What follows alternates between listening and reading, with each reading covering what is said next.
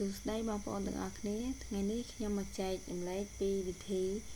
ស្លម្ជូរគ្រឿងត្រីក្រាញ់ជាមួយឆ្ងាញ់ទាំងអស់គ្នាងាយស្រួលធ្វើណាបងប្អូនតោះមកដឹងពីវិធីធ្វើទាំងអស់គ្នា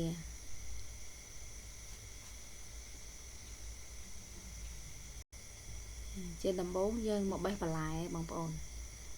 តកួននៅក្រោយផ្ទះខ្ញុំតកួនធម្មជាតិណាបងប្អូនឃើញថាខ្ចីមែនតើអញ្ចឹងយើងបេះវាស្អាតហើយយើងបេះវាច្រើនណាបងឃើញបេះតាមផ្លែតបានមួយកញ្ច្រែងធំតែម្ដងហើយខ្ញុំបេះទុកស្លាប់វាមួយអញ្ចឹងទៅលាងសម្អាតរួចរាល់ហើយខ្ញុំក៏យកមកហាន់ជាកង់អញ្ចឹងដើម្បីងាយស្រួលក្នុងការស្លហើយលឿនមែនតើហាន់ដូចខ្ញុំអញ្ចឹងអត់យូរទេលាងហើយយើងធ្វើការលាងសម្អាតបន្លែរបស់យើងហ្នឹងមកទឹកទៀតទៅឲ្យជ្រះចូលគ្រឿងផ្សំរបស់យើងមានស្លឹកក្រូចអំពិលគ្រឿងនិងប្រហុកចិញ្ច្រាំរំដេងម្ទេសអញ្ចឹងបងប្អូននេះត្រីក្រាញ់បន្លែយើងបេះបាញ់មិញណា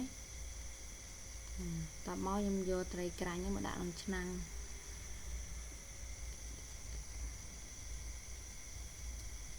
បន្ទាប់មកទៀតខ្ញុំដាក់គ្រឿងដែលបុករួចរាល់ហ្នឹងមានល្មៀតអីក្នុងហ្នឹងឲ្យអស់បងប្អូនខ្ទឹមអញ្ចឹង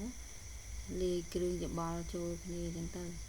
ដាក់ចូលគ្នាមានដេងមានអីអញ្ចឹងស្លឹកក្រូចដាក់ចូលគ្នាទាំងអស់អញ្ចឹងទៅតែស្លឹកក្រូចនេះខ្ញុំទុកបន្តិចព្រោះពេលចិត្តឆ្អិនខ្ញុំបង់ថែមទៅទៀតឲ្យសម្លរបស់យើងមានរសជាតិឈ្ងុយឆ្ងាញ់អញ្ចឹងតែមកខ្ញុំក៏ជិបដាក់ស្ករត្នោតគ្រឿងមានស្ករត្នោតបងប្អូនចាម្សៅស៊ុបកន្លះស្លាបព្រាប៊ីចេងខ្ញុំដាក់តែបន្តិចទេអំបិល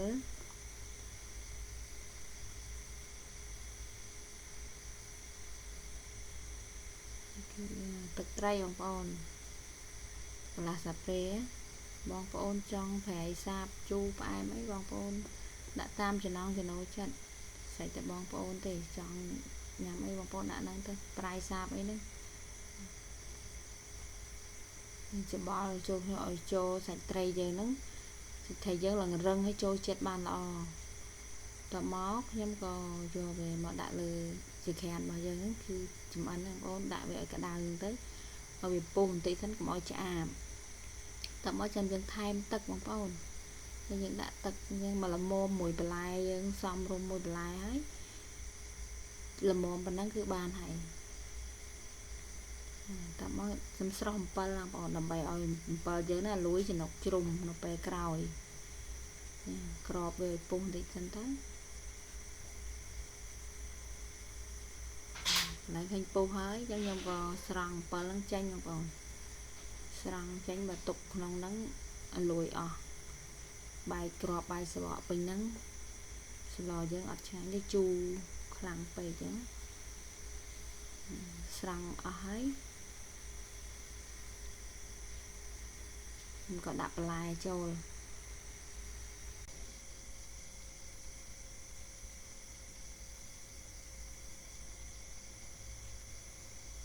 តមកខ្ញុំយក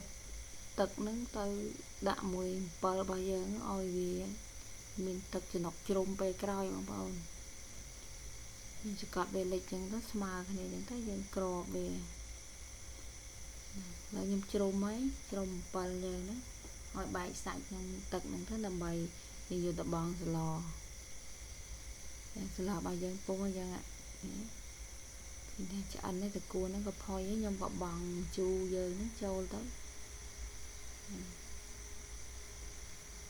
ជូរជ្រះហ្មងអំពិលខ្ចីអញ្ចឹងបងប្អូនអំពិលបងប្អូនប្រើអំពិលទុំក៏បានដែរតែខ្ញុំមានអំពិលខ្ចីព្រោះវាជូរជ្រះជាងអំពិលទុំបងប្អូនរបស់យើងនេះត្រីក្រាញ់ផ្អែមបន្លែយើងធម្មជាតិទៀតឈ្ងុយឆ្ងាញ់មែនទែនក្លិននឹងឈ្ងុយ